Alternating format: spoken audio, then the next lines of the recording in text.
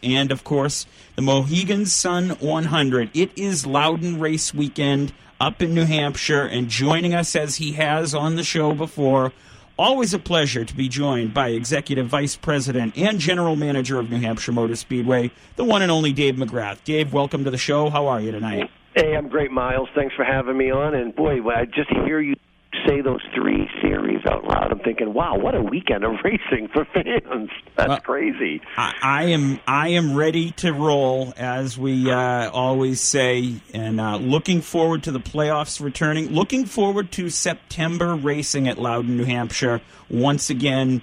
And, Dave, let's talk about it. First and foremost, new sponsor. You've got Mobil One joining us for the Mobil One 301 this year. Talk to us a little bit about what fans can expect this weekend.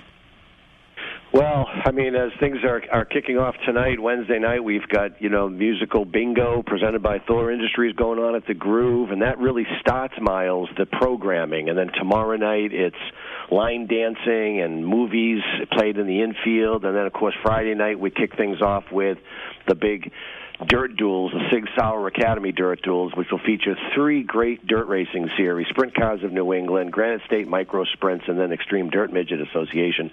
And that's a real camper and fan favorite. And then, of course, early Saturday morning, as you mentioned a few minutes ago, we'll kick it off at, about 9:15 with the Mohegan Sun 100 modified race, followed by the Team EJP 175 Craftsman Truck Series race. So that's a doubleheader Saturday. It's just going to be a great start to the weekend. And then, of course, everything will culminate with the big Mobil One 301 NASCAR Cup Series playoff race at 2 o'clock. So I'm telling you, I think we're going to need a couple of days off to rest when they get home after all the racing we're going to put on and all the fun they're going to have. So starting to find out some of the dignitaries of the race. Pretty cool to see that Ricky Craven is going to be joining us as the honorary pace car driver on Sunday. Talk to us about what Ricky Craven means to New Hampshire Motor Speedway, and of course the New Englander himself. Great to be joined by Ricky this weekend. Yeah, Ricky is just a wonderful. I mean, obviously a fellow New Englander like ourselves, and he is just such a icon. And certainly he's got he's had a great career racing, and now he's got a great career as a broadcaster. And we are just thrilled to have Ricky back. And I think most listeners know this, but certainly his history with Bob built New Hampshire International Speedway back in the day. Ricky and Bob had a very special relationship. So I think it means a great deal to Ricky personally to be back at the Magic Mile. We lost Bob many, many moons ago. I think it's still great that he's back and a part of our weekend. And certainly I know with our new ownership, when Bruton Smith bought the facility with Marcus Smith running the company as our CEO, I know he's equally as excited to have Ricky back because he's such an icon in the sport and to New England. And so I think it's just a great fit.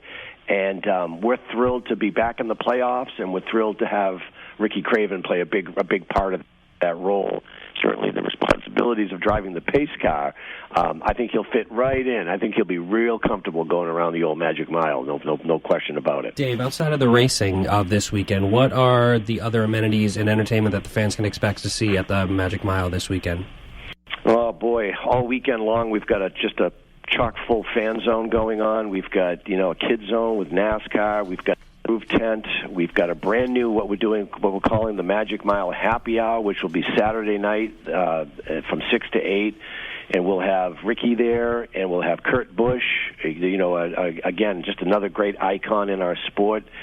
And we've got Brad Keselowski, Ryan Preece, and Chris Buescher all part of the show. And then I think they just announced Carson Hocevar will be there as well, and that'll all be in the Groove. But again, when you look at that on top of, you've got a great musical act later on Saturday night with the Aerosmith tribute band Draw the Line. We'll have another band playing Friday night after the flat track racing is concluded, called Being Petty, which is a tribute band to the Tom Petty and the Heartbreaker band. I mean, it's just a lot of entertainment. So I think fans can expect just a fun weekend of energy and excitement. And then, of course, we'll throw in some racing to boot to say, to make sure that they have just a wonderful weekend all around. One of the entertainment acts that I'm pretty excited to see, Dave, is Tim Duggar returning to New Hampshire Motor Speedway. And, of course, Tim has done many shows across the circuit, and he hasn't been up in Loudon since 2014, I believe. I spoke to him a couple of weeks back. He's really looking forward to coming back. Talk to us about Tim Duggar playing on Sunday. Yeah, well, Tim has been around and has been a big part of Speedway Motorsports events for quite a few years now, but hasn't been up in New England in quite some time. So we're thrilled to have him back. And that's on Sunday morning. He'll be at the Magic Mile Entertainment Stage, which is just outside the fan zone.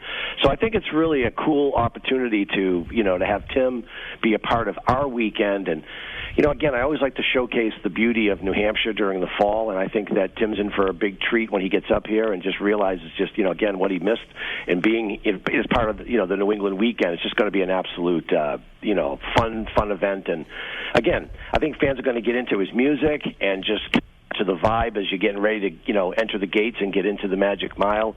To have Tim will be on from about 12:15 to about 1 o'clock on Sunday morning. So I think for Sunday afternoon. So I think fans are in for a real special treat.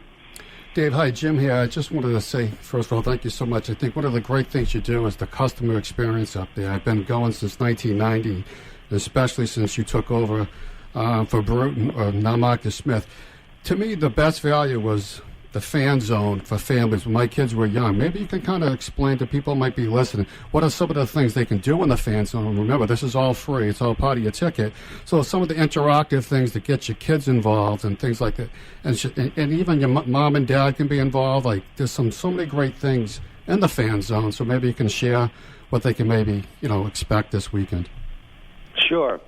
Well, out of the gate, the NASCAR Kids Zone is in the fan zone all weekend long, and there'll be a little hobby grade cars that they can play with. There's Lego sets that they can build and race with. There's Toyota coloring books and gaming garage and slot car racing, all kinds of fun things in the NASCAR Kids Zone. There's also for families, Jim, there's the family giant inflatable games and bounce house that'll be around all weekend long as well, and just different ways that they can enjoy having fun in the fan zone. And even down at the flat track, there'll be more events for kids to partake in. But I also be remiss if I didn't say to the parents listening that kids 12 and under are free on Saturday, so you can bring a kid 12 and under for free to see two great races with the Modifieds and the Craftsman Truck Series. And then those same kids 12 and under are only $10 on Sunday. So when you combine all of the energy and the activity that you can do in the fan zone, and then you also look at what the pricing is for kids in free parking, and you can bring your food and drink into the grand. It's just a wonderful, just a great value in sports today. And really, when you think about it, there aren't many major sporting events one goes to where you have free parking and you can bring in your own food and drink into the grandstands. So, and all that information is available as well on NHMS.com. But it just makes for a great weekend of family fun, which is really what we're really in the business to do, right? Is to create memorable, fun events for families to share and race fans all over New England. Let's talk a little bit about some of the storylines we can expect from the racing. Obviously, like we said, the Craftsman Truck Series has not been there in 8 years. The Modifieds, Justin Bonsignor found victory lane last year. And, of course, in the Cup Series, they once again raced the darkness last year due to some weather with Christopher Bell winning, and he'll be getting some lobster rolls this weekend. So kind of let you take the floor, talk about some of the storylines in each of the series that we might expect this weekend. Well, certainly, let's start at the big one with the Mobil 1 301 Cup Series playoff race. I mean, look, you guys, the round of 12 is 3 races, New Hampshire, Kansas, and the Roval. And for me personally, I'd want to circle New Hampshire. I think, there are certain teams that I think have a leg up. Certainly, Joe Gibbs Racing is red hot, but Penske's done well here in the years past as well. I don't know. I think I would think lock down and get my win and get my way into the round of 8 with the win at New Hampshire Motor Speedway for sure. But we had a Goodyear tire test a couple of weeks ago, about a month ago, and we had Christopher Bell, Joey Logano, and Ross Chastain here, and I'm telling you what, I think they all got about 730 laps around the Magic Mile, and I know for a fact that Logano was fast right out of the gate, just watching him while he was here. I I don't know, giving the Penske team extra 700 laps at the Magic Mile might play in their favor. But who's to say, right? It looks like Mother Nature's going to provide just a great weekend. So I think, thankfully, guys, we can say we won't be using the rain tires. At least, knock on wood, that seems to be the case. And it looks like the weather forecast is going to be in our favor right through Sunday. On the truck side, excuse me, they haven't been here for 8 years, and I think a lot of some of the younger guys have probably done a lot of sim time and have gone around the Magic Mile or raced here in other series, whether it's ARCA, and I'm sure they're going to have their hands full. But that's a cutoff race, and I know there's a lot of pressure there to be into the round, and so I think that's going to just create a great event, as it always has. And then certainly on the modified side, I mean, my goodness, guys, what can I mean, the modifieds always put on a great event at New Hampshire Motor Speedway, and I don't see that being any different this year. I mean, those guys will pass each other twice in one lap in the front stretch and the back stretch. It's just one of the best races of the weekend. So again, what I would tell everybody listening is, I think our broadcast partners, whether it's radio or television, they just do a fantastic job of bringing the energy and the excitement of racing. But to see it with your own eyes and hear it with your own ears, to feel it, to get here and see it, it's a weekend you don't want to miss.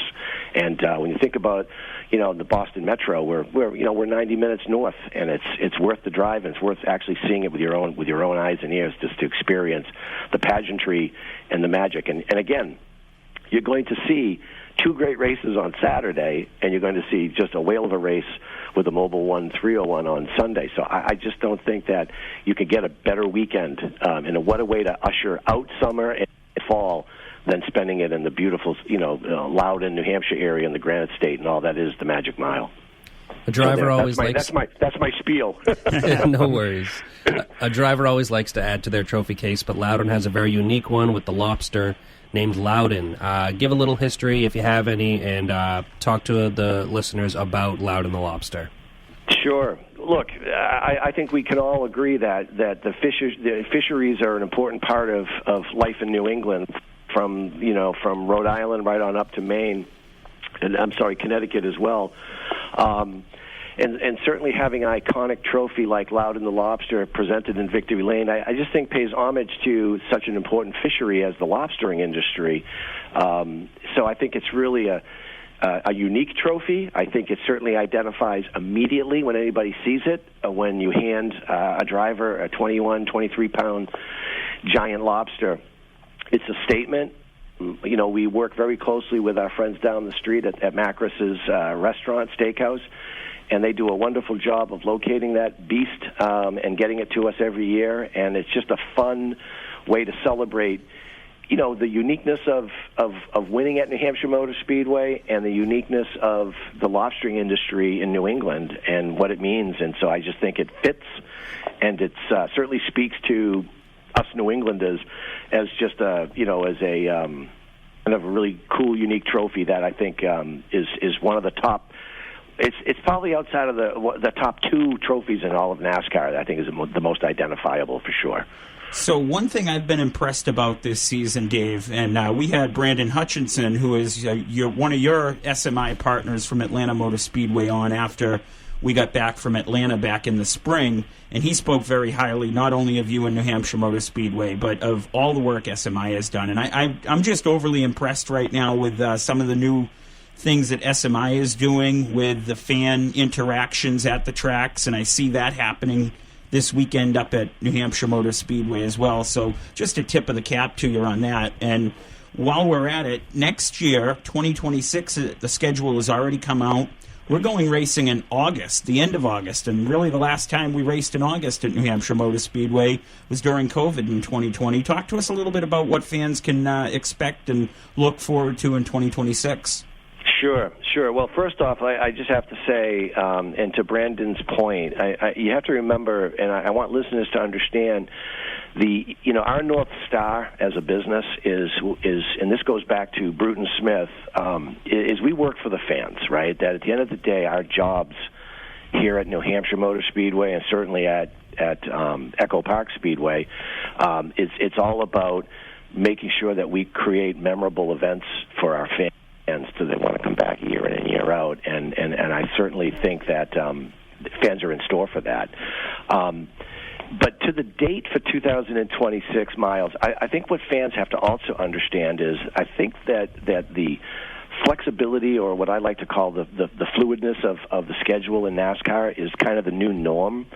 And outside of the Daytona 500 or the Coke 600 over Memorial Day, I think most of the other dates kind of be in flux to some degree. Obviously, with New Hampshire Motor Speedway, you're always limited on we're only open from April 1st through October 31st. And, as you can imagine, Mother Nature's going to turn the lights out here at 6:45 on this Sunday. So, we have a limited amount of opportunity to race. But I think moving back into August, I think it's really kind of a unique spot because it's the last regular season race next year. And I think what that creates is what I'm kind of telling the team right now is kind of the pressure cooker, because your race following us will be Daytona, and we all know that a restrictor plate race can be, a super speedway can be anybody's, it could be up for grabs from anybody. And a lot of you can get caught up in the big one and have a really bad day really fast, and not of your own doing. So I think New Hampshire becomes kind of like, okay, that's like my last legit, like, I can control my destiny. I want to be good at that track, and I want to win to get into the playoffs. So we're kind of calling it the pressure cooker of next year. And look, I think late August is a great time to be in New England. It's not as warm as it is in early July. It's obviously deeper into the season, and I think I think this past August we were like in the 70s or mid 70s. So I think it'll be a comfortable time of year. And I would tell you this. Arriving last Saturday, and I'm already blown away at the numbers that have already renewed for next year. So I think race fans are excited, and I think they understand that we create such great racing and great fun here at New Hampshire Motor Speedway that I'm excited to say, guys, that they're already set up and ready to come back in 2026, and we can't wait to host them on the 21st through the 23rd of August next year. It'll be a fun weekend, as they always are. Can't wait for it. And obviously kind of up against it here towards the end of the show. So, Dave, always a pleasure. Looking forward to seeing you probably maybe tomorrow or Friday walking around the track. But I am heading towards New Hampshire Motor Speedway as soon as we get off the air in just a few moments, and looking forward to checking out X-Lot and letting the party begin here for our one-race weekend in 2025. The Mobil 1 301, the EJP 175, the Mohegan Sun 100. Dave, always a pleasure to have you on the show, and we'll see you this weekend. Absolutely. Thanks for having me on. Can't wait to host you, and travel safe, and we can't wait to see you up here. Sounds good. So, for the one and only Dave McGrath, Executive Vice President, General Manager of New Hampshire Motor Speedway, for the dangerous one, Paul Scally, for Jim Flores, and for Ben, the NASCAR guy on X, Ben Bennett, Myles Heger saying it's race weekend at Loudon. We will talk with you all weekend long on our social media channels. Check them out, Myles on Motorsports, and say hi at the track. We'll talk to you up in New Hampshire this weekend.